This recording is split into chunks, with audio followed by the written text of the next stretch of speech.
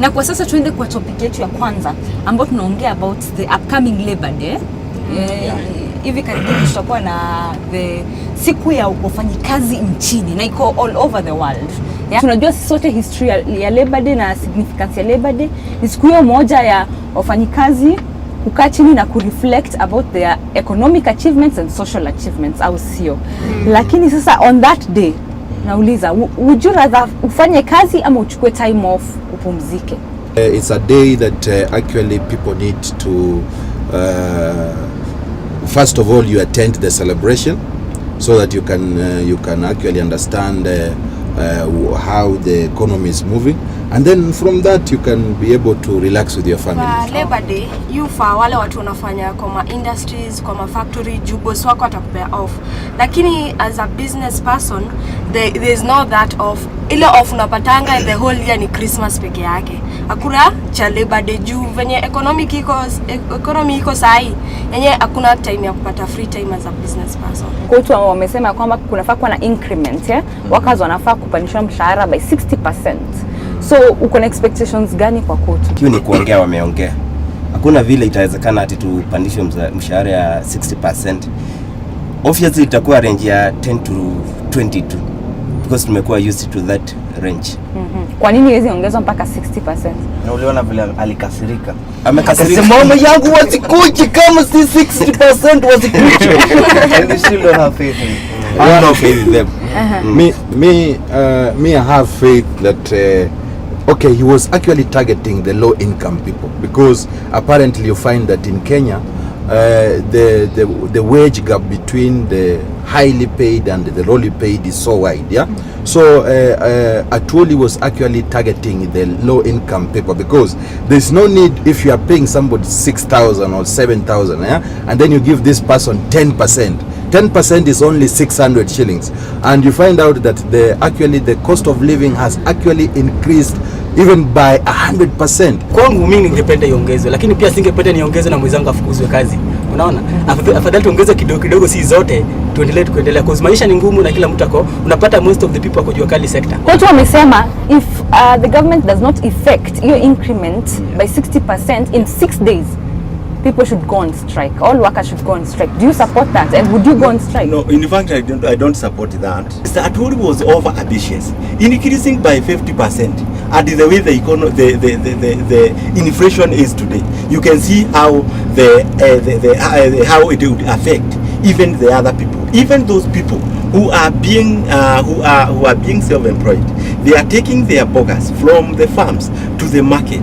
You see, they are using fuel, which we are talking about today. It is the one which has triggered everything. The solution is not to increase salaries. The solution is to make people enabled to operate their own businesses. As guys who are doing business right now, it is so difficult because the same government that is supporting you and saying that they're going to increase salaries is the one that is making you so difficult through licenses, through taxes. And when you start even just a kiosk, operating just a kiosk outside here takes so much effort. You find yourself not being able to run down and make the profit that you need to make. And we all cannot go into employment. Majority of us need to go into business and make money from the businesses that are available. For now, let's watch a small clip, iko na maelezo zaidi, and then we'll come back to that debate. Sawa? Okay. It's called May Day because International Workers' Day. It's called Labor Day. Traditionally, it is also the day when we have always announced new rates of minimum wages.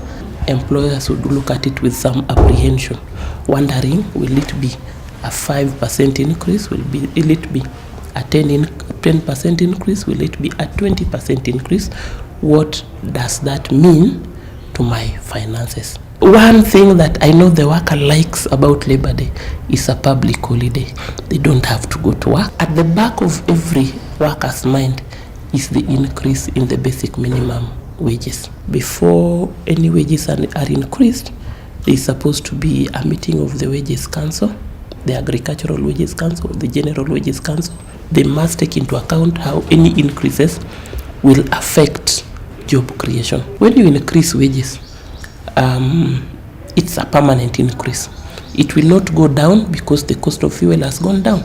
It will not go down because we have had a bumper harvest and food prices are at 1/3 of what they were. If there is inflation and you increase wages, the end result is that you are going to increase inflation. So increase wages out of real growth. Do you think that the Ministry of Labor has your best interest at heart? Ukiangalia the kind of salary you're receiving and the cost of living. The government is doing nothing to the common mwananchi, and I'm sure if government wants, we common mwananchi, we can be able to benefit from them, and we can be able to live at least a normal life without struggling. Tuongea about kidogo haki za wafanyikazi. Do you know some of your rights as a worker? For one, he has to pay me after the end of the month. The working time should be reasonable. I really don't know about the workers. I work as a casual. You're a casual laborer. Yeah, casual okay, laborer. but you're a worker. So you have ukona haki pale ambapo unafanya kazi. She feels as a casual worker. Yeah, because you are paid wages and you have stayed for years there. You know, you are just a casual. There is no changes. Do you have a contract? No. Do you know that it's your right? Have you been working there? Okay, the place where I am, I've worked for a year. Unajua kwamba after 6 months unafaa kupata contract? Permanent, yeah. Ndio, lakini sasa now because of the hardship, no, you won't go if you insist on the permanent contract. You're told there are people out there who want job, so you either take the job or you leave. You know, the rights of a worker has been totally been abused, because now if you see other workers are locked in an environment which is not conducive, and in fact they end up dying there, burning there, if the whole thing gets fired. You see, there's no security. At the end, those are the rights. What does the ministry do? We don't see any reaction. If the 60% would be passed, would you respect your household to increase his or her salary? You know, do you look at the at home? Do you, like in the morning, you go with a flask to your askari, mwambie hand, mimi najua nyinyi mnapendanga chai sana, chukua hii na flask na mkate ndio yako. How do you treat that person at home as an employer? Because kama uko na askari ama uko na household, you are an employer. How do you treat them so that it's reciprocated from your employers? Let's go to you, madam. Yeah. Kikuwa nimemwandika mshahara ile iwezi kumtoshelesha mahali anaishi, lazima nitamuongeza. Sasa kwa sababu kotu imesema watu waongezwe mshahara by 60%, wewe kama employer utafuata hiyo? Imekuwa ngumu kwangu. Kwa ajili sasa hata business imekuwa kidogo kulingana na maisha, vile maisha inaendelea. Federation of Kenyan Employers, na the fact that wamesema they cannot possibly ongeza salaries by 60% because of the inflation rate. Sawa. So what is their role in all this? I feel they are not strongly taking their roles positively, because in a working environment, something like medical, it's actually supposed to be catered by an employer. But you find that most employees, they don't do that. Yeah, and then working hours. You find out that people are working for very many hours, and they are not actually being paid for those hours. They're supposed to be encouraged to join labor union so that they can actually agitate for their rights as a union. But you find out that in most firms, there is no that leeway to join. So it's the Federation of Employers which is supposed to actually to compel employers to allow people to join unions. Things like that. Unaweza uka-join labor union, madam? They can, but you see, most of the employers, they don't encourage us, we employees, to join it, because he knows once I join that, I'll have the strength to fight for my rights. But once my boss doesn't want me to be there, what should I do? And maybe I'm a cashew. So what is the solution to make sure that at least our lifestyle, the way we live, reflects on the kind of jobs we do, the kind of pay we get as Kenyans? You sit down with your employer, you agree, increase this amount of money. To me, that's better. The solution also is in ourselves being empowered, understanding our rights, and also when you're employed, think about what you need to do outside employment. Because if we all keep waiting for someone to sort us out, if we all keep waiting for someone to pay our rent and take care of our responsibilities, what will happen is, so long as someone has power over you, they will always take advantage of it. Thank you very much. Tumemaliza the first topic, JB, and there's still a lot to be done now, Siku. Yeah. A whole lot. Mimi nimejisort. Mimi ni conductor hapa, tukifika town mimi ni hawker, mimi nina kazi mingi. Okay. So 60% or no 60%. All right, sir. Tunaendelea kupata maoni ya watu hapa kwa Matatu kuhusu mada hii, lakini kwa sasa JB tunataka maoni ya watu wengine. Exactly, we are taking it to the streets.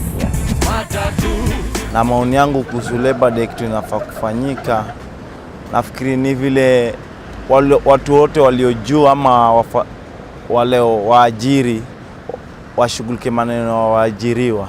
Labor Day ni ile siku ya kukutana wapendwa. Kama vile naelewa hii siku ni siku ya wafanyikazi. Na kama mimi mfanyikazi, mimi nafanya na G4S. Ni siku ya muhimu sana because vile maisha imepanda juu, tuna expect at least tupewe kitu kidogo. Sana tuseme mambo ya transport. Sasa ndio tunatafutia. Na tubu hakuna kitu kingine. Ni kupumzika tu, hakuna mambo mengine. As a Kenyan, there's nothing to celebrate on Labor Day. It's just, is it protocol? Like you go there, munaambiwa, a lot of stuff that doesn't really make a difference in your life as a Kenyan, as a common Kenyan. Hayo ndo maoni ya watu kwa streets JB. Yeah. Maoni nyingi ndo tunataka au sio? Mingi hata we just need to go rest and think about it. We need to go and think. Okay. For now we're going for a short break but we'll be right back. Matatu na mwaga jasho wapi suluhisho mwanzo si mwisho. Matatu ukweli uko ndani ya matatu.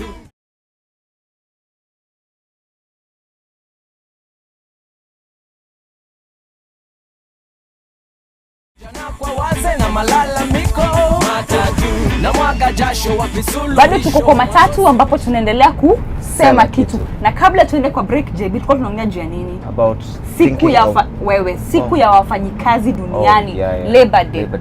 Sawa. And the conditions of workers in Kenya na court strike ambao wanaitisha, and we had very interesting views from people Lakini kwa sasa let's go into our second topic. Moto about cheating spouses. Imagine, or cheating partners. Mtu husband anakuja na Kenya kwa wife yake and they're cheating. It's not that kind of cheating. Cheating ile ya unaenda uko na mtu mwingine on the side, mpango wa kando. Ile ya kupiga hesabu. Mpango wa kando. And the first question I want to ask is, how do you define cheating? What is cheating, ni nini exactly? Kama kuja na Kenya for example. Wala madam. Tunaona kule madam.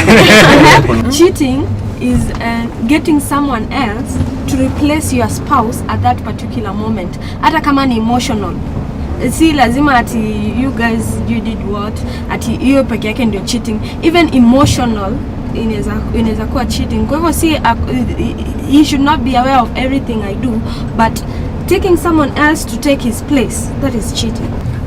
Okay, cheating is a humble word people normally use to actually imply that you are having maybe sex with somebody who is not actually your rightful partner, who is your wife. That is what we call cheating.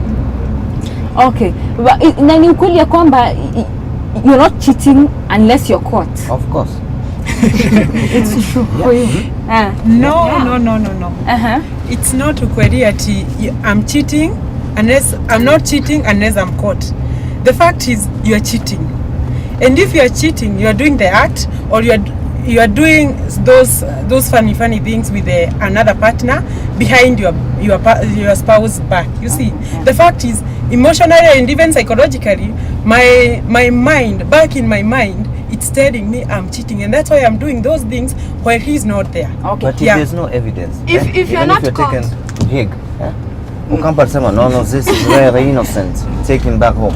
If there's no evidence, if you're not caught, that remains the truth, because you're telling them I'm not doing anything. So to them it's the truth. If they catch you, you're cheating. So if they never catch you and you decide to back off, you are safe. Yeah. Okay, ukipata labda you have a friend, like you have a girlfriend, ama uko na mwanaume ambaye mnakonga marafiki naye, upate bibi yake ama on the other side upate bwana yake ana cheat, unaweza ukaenda uambie rafiki yako? You do not do that, in my opinion, because you find that when you come in, when two people are together, they're the only ones who understand themselves, and they're the only ones who know their solutions to their problems. And the minute umekuja hapo umeanza kuingilia maneno yako, unapata wewe ndio unakuwa the bad person. Sasa kidogo utapata fine, there'll be an issue between them for a while, but another 1 month or so they're back together and now you're the bad person. Okay, so I would, if you have a partner or a husband or a boyfriend and then they were cheating, would you like somebody to come and tell you that your partner is cheating? Well, yes, I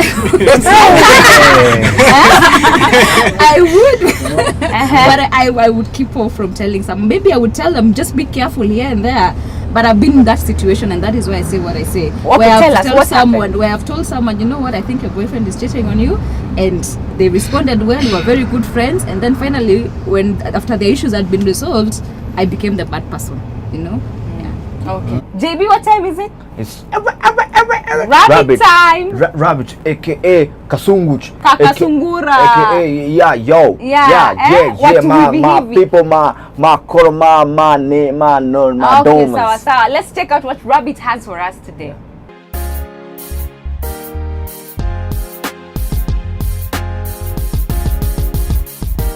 Nilikuwa pilka za kutembelea beste yangu ambaye ameoa miaka 6, bibi anaitwa Saumu. Nikampata na mpango zile uitwa za kando, confession za Asha eti walianza kitambo. Nikinyamaza itaniuma, nikiongelea itawauma, na zaidi ni atakayeumia ni uma. Napanga kunyamaza sababu huyu ni rafiki, lakini Saumu akigundua ataniona mnafiki. Ama nafani seme, nafani mshtaki, lakini kile ujui si uchungu aji. Wanasema ya wawili usiingilie kati, kwa hivyo mimi siko sijui na sijaona nafanya kweli au mbaya. Noma, si eti na fight kabisa, na beg to differ. Hiyo ni opinion yangu, nimeichant kwa speaker yako. Peleka matatu.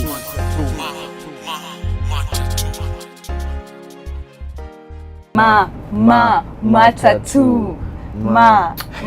Miriam, umseni mkali. Si ndio? Kali. By the way, Rabbit, when mkali. Si ndio? Okay, but for now tuendelee na mada hii yetu hapa kwa Matatu. I believe it will not be good for me to go and tell that man that your wife is cheating, because if I do that, this man has a family with children. Yeah. Now, if suppose he decide to chase away that wife, will I give a solution? How will these children be, you know? So I believe maybe he just get it by himself. He's your best friend. Yeah. You're the best man in his wedding. You know the wife has been cheating. Eventually your best friend gets to know. And then to make matters worse, he knows that you've been knowing for 2 years. How do you think that guy will take it? But how will he know that I know? Because, you know, these are family issues. Do you think he'll That's be told? the way they say it, yeah? He'll be told like, hey, you think even Jemo didn't used to see me? Okay, maybe if I was a friend, if I was maybe a best man, what I can do, I'll take maybe the wife somewhere, and then I just advise, hey, there are these things which are moving around, and it will be very bad if your husband knows this. It's good to tell him or her, because in most cases you'll find that after having to know that this thing is happening, he'll come to you as a friend and ask for advice, and in the case you know the thing, so you'll just pretending that mazee mimi sijui story kaya inaendelea. So akikuuliza advice afukuze bibi, utamwambia namna gani? Si afukuze, ni kubaya. Alafu what would you rather afukuze bibi ama akae na yeye usikie baadaye walikufa wote wawili kwa sababu ya ugonjwa fulani? Funike maovu na maovu. Okay, nikuombea Mungu. I think it all depends on the nature of the person you're telling. Kwa sababu kuna mwenye unaweza ambia ako like, okay, but I love her too much, siwezi muacha, stuff like that. But there are those mwenye unaweza muambia aende ampige ikuwe ni police case, kitu kayo. So ina depend nani unaambia. Let me ask that guy a question. What if one of the party has a problem? Which problem? Which type of problem? Yeah, people normally have. Yeah, just understand me. Which type of problem? What if one of the party has a problem? Okay, that's a different case. If he has a problem, what you need a baby. That's the thing. Because if there's no baby, what should you go out? No, but it's not. But if it's a man can't admit that he's weak. Let me tell you one thing. He always sees himself he's doing to his level best, and maybe the woman is not satisfied. When you're saying that you can justify cheating because if someone is not performing in one sector, then you can go and cheat. Unasema kwamba it's okay. It's not okay, but you are forced by circumstances to do this. You're forced by circumstances. Yeah. Okay, this guy was saying, you know, there are some people who are normally, can I say, okay, they have erectile problem. Yeah, maybe okay, there are some maybe it can take long, like 2 weeks before the blood can flow in the body. So you see, he's actually affecting that woman. So some of these things, physically they can compel cheating. Best thing is you go for counseling. Yeah, you're counseled, you know how to handle the situation that you're in. I know she'll not accept because she's my wife, yeah?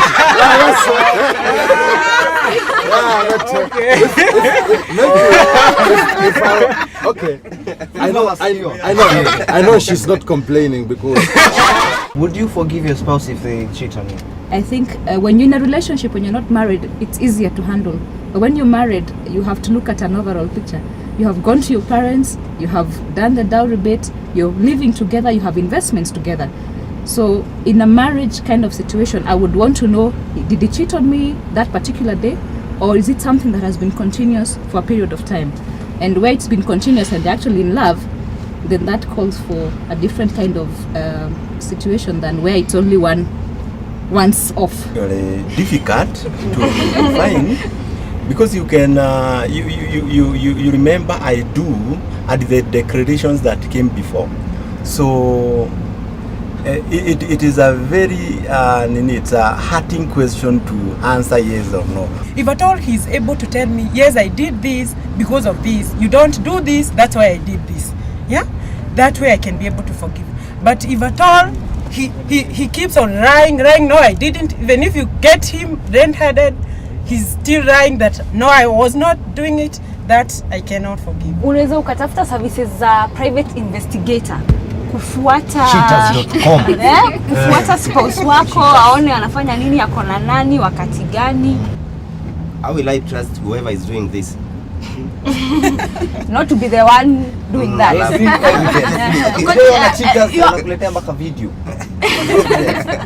You're also on the wrong side. You mistrust your spouse. So both of you have a problem. It's a waste of funds and it will add more stress to you. What you just need to do is to pray for that person, maybe to God to intervene so that he change. It's not fair to use private investigators.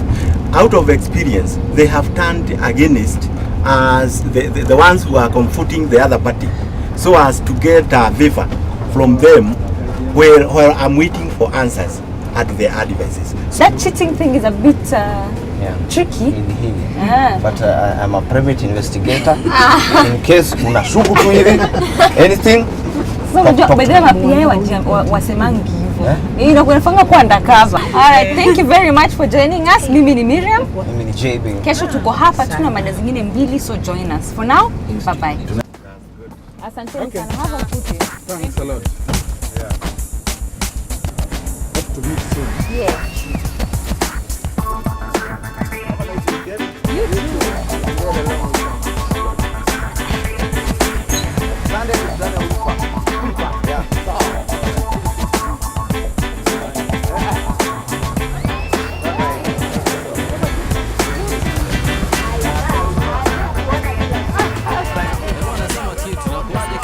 Au sio dada?